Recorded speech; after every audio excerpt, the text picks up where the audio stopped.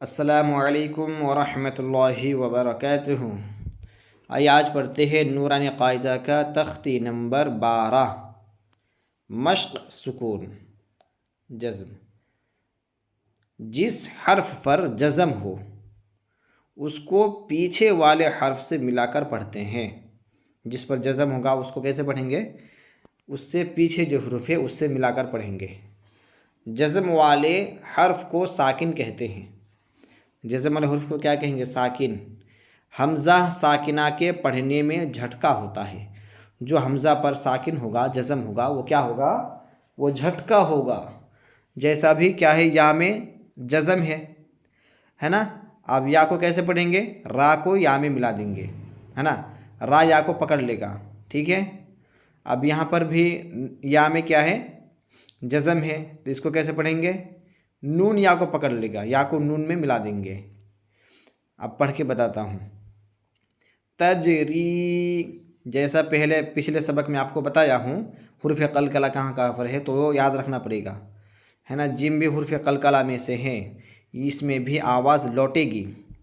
जैसा तजरी, तक़वा, युगनी, नुशिरत, रुफ़िअत, यंक़लिबु, लैसा, हुशिरत, यअलमु, सुतिहत, सुती तापुर होगा, सुतिहत, युवस्विसु, युवस्विसु, युस्क़ौना, वअल्क़त, अफ़ला यअलमु, इज़ा बुअसिरा, फ़अल्हमहा फुजूरहा, वतक़वाहा।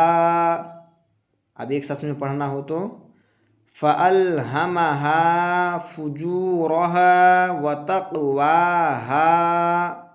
ध्यान रहे कोई भी मद ना छूटे और गैर मद्दा में कहीं पर मद ना करे, ना खींचे। अलम नशरह लक सदरक, हल अताका, फलहुम अजरुन गैरु ममनून। इक़रा, झटका होगा, हमज़ा में सुकून है ना। इक़रा, युतूना, युतूना, जिना, कोई इसको हा पर जिहना बोल देते, जिहना नहीं बल्कि हमज़ा है यहाँ पे, झटका सिर्फ। जिना, यअमुरूना, यअमुरूना, ठीक है। जैसा पढ़ाया वैसे ही पढ़िए। फिर भी समझने में अगर कोई परेशानी हो तो फिर कमेंट में बोलिए, इंशाल्लाह आपके परेशानी का हल निकाला जाएगा। दुआ में याद रखिए। अस्सलामु अलैकुम वरहमतुल्लाहि वबरकातुहू।